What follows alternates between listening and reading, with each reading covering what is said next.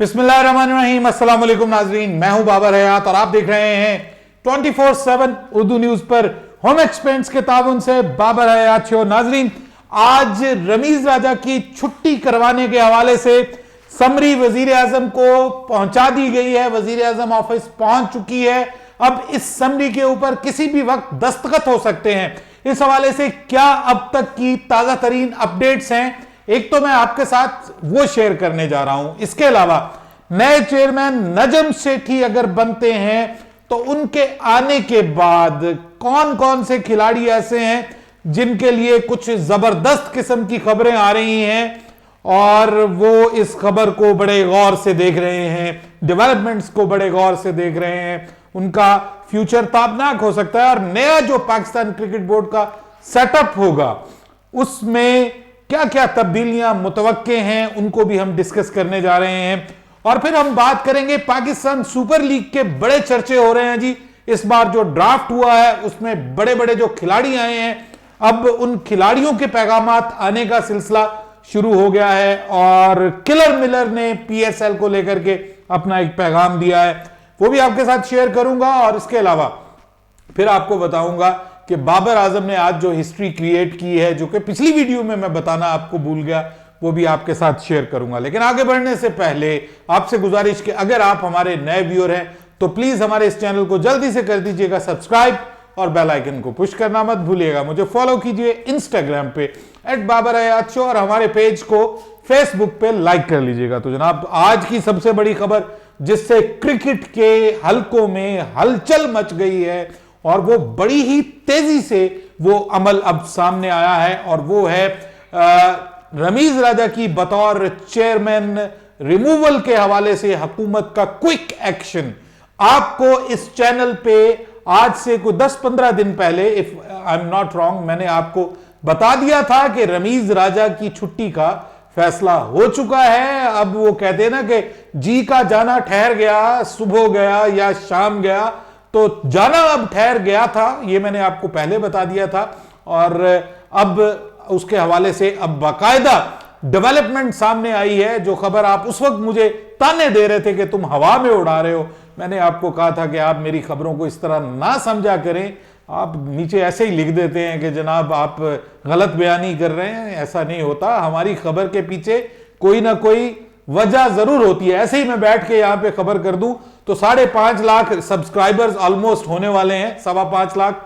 तो मैं किस किस के सामने मुंह जो है वो दिखाऊंगा, तो मुझे अंदाजा है और उम्र के जिस हिस्से में मैं हूं मुझे पता है कि कौन सी बात करनी है और कौन सी बात नहीं करनी। बहरहाल आपको बता दिया था, आपको मैंने यह भी बता दिया था कि बाबर आजम की बतौर कप्तानी खतरे में है और उसमें टेस्ट क्रिकेट की कप्तानी भी उनकी खतरे में है। T20 की तो ऑलमोस्ट फाइनल हो चुका है कि T20 का नया कप्तान कौन है और उस हवाले से शादाब खान का नाम सामने आ चुका है कि T20 में पाकिस्तान के फ्यूचर कप्तान वही हो सकते हैं। अब नया जो सेटअप आने जा रहा है उसके हवाले से मैं अब आपको बता दूं कि दिस इज कंफर्म्ड नाउ। ये कोई हवाई खबर नहीं है, ये एक ऑफिशियल न्यूज आपको दे रहा हूं कि रमीज राजा को हटाने के हवाले से समरी जो है, जो ये वजारत है जिसके अंडर पीसीबी आता है, उसकी जानिब से बाकायदा समरी मूव कर दी गई है वजीर आजम में ऑफिस में। और अब वजीर आजम किसी भी वक्त जो है वो इसके ऊपर डिसीजन ले सकते हैं। मुझे ऐसा लगता है कि अभी ये जो इमरान खान की असेंबलियां तोड़ने वाला जो मामला है ये जरा सेटल हो जाए तो उसके बाद गवर्नमेंट इस पे डिसीजन लेगी और नजम सेठी आपको एक बार फिर अपनी चिड़िया समेत पाकिस्तान क्रिकेट बोर्ड में दिखाई देंगे। नजम सेठी का पिछला दौर बुरा बिल्कुल नहीं था, उनके दौर में क्रिकेट की पाकिस्तान में वापसी हुई। हालांकि उनको कहा जाता था कि आप पीएसएल में रेलू कट्टे लेकर के आए हैं, लेकिन उसके बावजूद जो भी अवेलेबल प्लेयर्स थे उस वक्त शदीद मुश्किल हालात में नजम सेठी ना सिर्फ पाकिस्तान में क्रिकेट को वापस लाए बल्कि उन्हीं की चेयरमैनशिप में पाकिस्तान ने आईसीसी चैंपियंस ट्रॉफी भी जीती और कुछ नए लड़के भी पाकिस्तान क्रिकेट को मिले, जिनमें ऑब्वियसली हसन अली भी शामिल हैं, फहीम अशरफ भी शामिल हैं और ये कुछ और नाम भी इनमें आते हैं, जो शादाब खान, जो कि पाकिस्तान क्रिकेट को मिले। और उसके बाद फिर उन्हीं की वजह से मोहम्मद आमिर दोबारा इंटरनेशनल क्रिकेट में आए। जिस तरह से उन्होंने मोहम्मद आमिर का केस लड़ा, मोहम्मद आमिर को के ऊपर उन्होंने इन्वेस्ट किया और वापस लेकर के आए मोहम्मद आमिर को इंटरनेशनल क्रिकेट में, आईसीसी में स्पेशली अपना असर रसूख इस्तेमाल करते हुए, वो भी एक बहुत बड़ा कदम था मोहम्मद आमिर के कैरियर को लेकर के। हालांकि बाद में मोहम्मद आमिर ने जिस तरह से टेस्ट क्रिकेट से रिटायरमेंट का ऐलान किया, तो अक्सर क्रिकेट फैंस ये कहते थे कि मोहम्मद आमिर के लिए जो कुछ नजम सेठी ने किया, मोहम्मद आमिर ने वो भुला दिया। तो रमीज राजा की अगर मुतवक्के छुट्टी हो जाती है, जो कि राइटिंग ऑन द वॉल है, बाकी पाकिस्तान में तो जनाब अगर हुकूमत ही बदल जाती है, हुकूमत ही टह जाती है, तो फिर कुछ भी नहीं कहा जा सकता, फिर सिचुएशन कुछ और भी हो सकती है।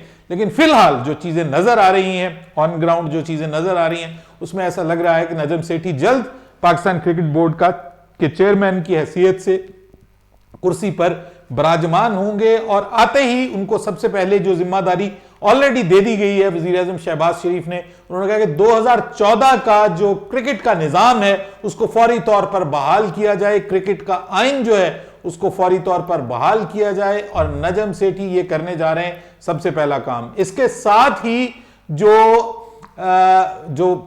मतलब डिपार्टमेंटल क्रिकेट है, जिसके बारे में मुझसे कई लोग पूछते हैं कि बाबर भाई ये डिपार्टमेंटल क्रिकेट कब इसका स्टार्ट होगा, तो जनाब उसके साथ ही डिपार्टमेंटल क्रिकेट का दोबारा से आगाज हो जाएगा। और ये जो 6 टीमों वाला कॉन्सेप्ट है, ये फिलहाल इसको अक्सर लोग यही समझते हैं कि ये कामयाब नहीं हो सका, वो ज्यादा बेहतर निजाम था, जिससे ज्यादा बड़े स्टार्स सामने आए थे।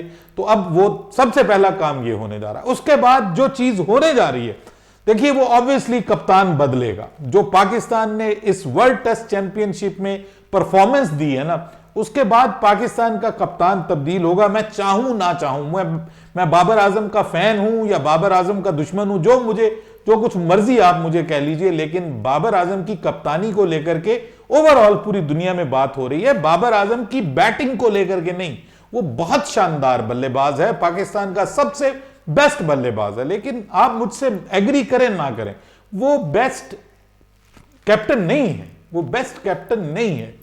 बहरहाल जितनी अच्छी टीम उसको मिली है, उसको उस तरह से वो इस्तेमाल नहीं कर पाया शायद, या कुछ भी, लेकिन उसकी कप्तानी भी जाती हुई दिखाई देगी आपको। और मोस्ट प्रोबेबली कम अज कम आपको 2 फॉर्मेट में तो बाबर आजम आपको नेक्स्ट कप्तान नजर नहीं आएंगे, नेक्स्ट जो साइकिल है उसमें। और उसमें यह है कि आपको ना तो वो टेस्ट कप्तान नजर आएंगे, ना वो आपको T20 कप्तान नजर आएंगे। वनडे के हवाले से आई एम नॉट श्योर कि वनडे में वो कप्तानी करते हैं या नहीं करते। मोस्ट प्रोबेबली वो वनडे में शायद कप्तान रहें, लेकिन डिपेंड करता है कि उनकी फिलहाल बतौर कप्तान के कारकर्दगी को नजम सेठी किस तरह से देखते हैं, क्योंकि ये बिल्कुल नजम सेठी का इख्तियार है कि वो जो भी फैसला करना चाहें वो कर सकते हैं। कप्तान को नामजद करना चेयरमैन पीसीबी का इख्तियार है, तो नजम सेठी डायरेक्टली ये कह सकते हैं कि जी मैं फलां में ये इसको करता हूं, फलां में जो है फलां को नामजद करता हूं कप्तान, और इस सेटअप में मैं फलां को नामजद करता हूं, तो उनको कोई नहीं मना कर सकता, ठीक है। और ये बात जहन में रखिएगा कि कप्तान की तब्दीली होने जा रही है। अच्छा, अब दूसरे नंबर पे जो अच्छी खबर है वो उन खिलाड़ियों के लिए है कि जो रमीज राजा के दौर में जेरे अताब रहे और उनको मौका नहीं मिला परफॉर्मेंस के बावजूद। उसमें सबसे बड़ा नाम जो सामने आता है वो सरफराज अहमद का है, जो कि बगैर किसी कंट्रोवर्सी में पड़े हुए, बगैर बयानबाजी, बगैर ट्वीटा ट्वीटी के, यानी कुछ लोग तो करते हैं ना, जैसे आमिर को आदत है ट्वीटा ट्वीटी करने की, बयानात देने की भी, बाकी जो मतलब सरफराज अहमद है वो कुछ नहीं बोला, बस वो खेलता रहा है और अपने वक्त का इंतजार करता रहा है। और मुझे लगता है कि अब सरफराज अहमद का वक्त वापस आ गया है, तो सरफराज अहमद को आप देख पाएंगे मोस्ट प्रोबेबली टेस्ट क्रिकेट में, तो कम से कम मुझे उनकी वापसी होती हुई दिखाई दे रही है। वनडे में भी वापस आ सकते हैं, हू नोज, लेकिन T20 में मुश्किल लग रहा है। T20 में इट्स नॉट इजी कि आप मोहम्मद रिजवान को जो है वो बतौर जो विकेट कीपर बैट्समैन के आप फौरी तौर पे उनको निकाल सके। वनडे और T20 में दोनों में मुझे लगता है कि रिजवान रहेंगे, लेकिन टेस्ट मैच क्रिकेट में सरफराज की जो वापसी है वो एक बड़ी वापसी बन सकती है, और सरफराज बिल्कुल पानी पिलाने वाले रोल से जो है वो कप्तान के रोल पे आ सकते हैं। ये मैं आपको प्रिडिक्ट कर रहा हूं कि कप्तानी उनको दी जा सकती है। ये एक पॉसिबिलिटी है टेस्ट मैचेस में। और इसके अलावा जो कप्तानी है उनको दी जा सकती है टेस्ट मैचेस में, बतौर विकेट कीपर बल्लेबाज भी वो आपको नजर आएंगे। और इसके अलावा जो और प्लेयर्स हैं उसमें मोहम्मद आमिर को लेकर के भी बात की जा सकती है। व्हाई नॉट भाई, 2023 का वर्ल्ड कप आ रहा है, आपके पास चांस है कि मोहम्मद आमिर वापस आए। और जैसे ही नजम सेठी, ये मैं आपको कंफर्म बता रहा हूं, जैसे ही नजम सेठी जो है वो अपने चार्ज संभालेंगे, मोहम्मद आमिर की तरफ से ग्रीन सिग्नल दे दिया जाएगा कि yes now I am available to play cricket. ये बड़ी खबर आपको पहले से मैं दे रहा हूं, ये मुझे बता दिया गया है कहीं से कि जैसे ही नजम सेठी आए, मोहम्मद आमिर भी आए। और सिर्फ मोहम्मद आमिर नहीं आए, बल्कि आपको शर्जील खान की वापसी भी होती हुई दिखाई देगी, जो कि यही जुए वाले मामले की वजह से जो है वो पाकिस्तान टीम से बाहर थे। बहुत बड़ी फैन फॉलोइंग के बावजूद, अच्छी जबरदस्त जो परफॉर्मेंसेस के बावजूद उनको टीम का हिस्सा नहीं बनाया गया। अब उन्होंने अपना वेट भी डाउन कर लिया है और बहुत स्मार्ट भी दिखाई दे रहे हैं। सो अब जो है ये बहुत कंफर्म है कि जैसे ही नजम सेठी संभालेंगे अपनी सीट, तो ये भी इनकी भी किस्मत खुल सकती है। इसके अलावा और खिलाड़ियों की भी किस्मत खुल सकती है, जिसमें असद शफीक हैं, उनके बारे में बहुत बात की जाती है कि why not he is in Pakistan test squad, जो कि नहीं है।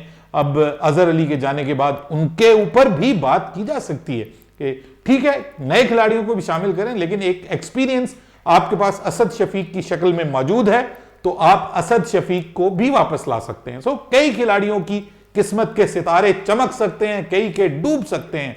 और ऑब्वियसली क्रिकेट बोर्ड के अंदर भी तब्दीलियां होंगी, और बहुत सारी तब्दीलियां ऐसी होंगी जो हम भी चाहते हैं वो हो जाएं, तो ये तब्दीलियां मुमकिन है। उसके बाद अगर हम बात करें जनाब के बाबर आजम के हवाले से, जो मैंने आपको अपडेट देनी थी कि बाबर आजम ने आज एक बड़ी संगे मील अबूर किया है बतौर एक बल्लेबाज के, और वो पाकिस्तान की जानिब से एक साल में सबसे ज्यादा 50 प्लस स्कोर करने वाले बल्लेबाज बन गए। एक साल में सबसे ज्यादा 50 प्लस स्कोर, यानी 23वीं आज उनकी 50 थी, 50 प्लस स्कोर था उनका। इसमें उनके हंड्रेड्स भी शामिल हैं, और तीनों फॉर्मेट में, यानी वनडे, T20 और ओडीआई, तीनों फॉर्मेट्स में उन्होंने 23 जो है वो 50 प्लस स्कोर्स किए हैं। इससे पहले ये एजाज जो था वो 22 निस्फ सेंचुरी प्लस स्कोर का, यानी 50 प्लस स्कोर का एजाज मिसबाह उल हक के पास था, जो आज उन्होंने तोड़ दिया। आज उनकी इनिंग्स बहुत अच्छी थी, अनटिल और अनलेस वो आउट हो जाते हैं। यार डिसअपॉइंट करता है बाबर आजम। अच्छी खासी इनिंग्स चल रही थी और बड़ी फ्लॉलेस क्रिकेट खेल रहा था, बहुत अच्छी क्रिकेट खेल रहा था, कोई परेशानी नजर नहीं आ रही थी। वहां पर एक इनडिसाइसिवनेस, बाबर का सबसे बड़ा प्रॉब्लम डिसीजन मेकिंग है। यह आपको नजर आएगा उसके आउट्स होने में भी, उसकी कप्तानी में भी, यहां भी उसने इनडिसाइसिवनेस दिखाई है, और जिसका निशाना बना। आज उसने हमारा दिन खराब कर दिया, वरना आज अगर सेंचुरी होती बाबर की तो हम और खुश हो रहे होते। बहरहाल पाकिस्तान सुपर लीग को लेकर के जी बड़ी अच्छी अच्छी खबरें आ रही हैं, और अब तो जो बड़े नाम आ रहे हैं पाकिस्तान सुपर लीग में, इस बार उन्होंने अपने पैगामात भी देने शुरू कर दिए हैं। और David Miller, the killer Miller, उन्होंने पीएसएल में अपने आमद का जो है वो मजदा सुना दिया, और उन्होंने कहा कि it will be great to join PSL 8 this year. और उन्होंने बड़ी तारीफ की है, उन्होंने कहा PSL is the most competitive league in the world. वो कह रहे हैं कि दुनिया की बेहतरीन कंपैटिटिव, जिसमें तगड़े मुकाबले होते हैं, ये वो लीग है। और क्वालिटी ऑफ क्रिकेट उन्होंने कहा कि बहुत एक्स्ट्रा ऑर्डिनरी है। बहुत सारे आईपीएल के फैंस मुझसे डिसएग्री करेंगे, लेकिन रिजवान तो ये कहते हैं कि आईपीएल से भी ये अच्छी लीग है, बड़ी लीग है। देखिए बड़ी लीग तो मैं नहीं मानूंगा, क्योंकि बड़ी लीग वो होती है जिसमें पैसा बहुत ज्यादा इन्वॉल्व हो, करोड़ों अरबों रुपए इन्वॉल्व हो, वो बड़ी लीग है। और आईपीएल को हमें एक्सेप्ट करना चाहिए as the biggest league in the world. बहुत ज्यादा पैसा, हमसे बहुत बड़े बड़े खिलाड़ी वहां पे आते हैं, लेकिन नाउ आई थिंक सो कि आप पीएसएल को सेकंड बेस्ट जरूर कह सकते हैं। आप भले बीबीएल को कहें, सब कुछ कहें, जो मर्जी कहें, लेकिन मैं समझता हूं कि quality wise, not about quantity, about quality, I am talking about quality, PSL is the second best. अपनी राय दीजिएगा कमेंट सेक्शन में। बाबर हयात को इजाजत दीजिएगा। अल्लाह हाफिज।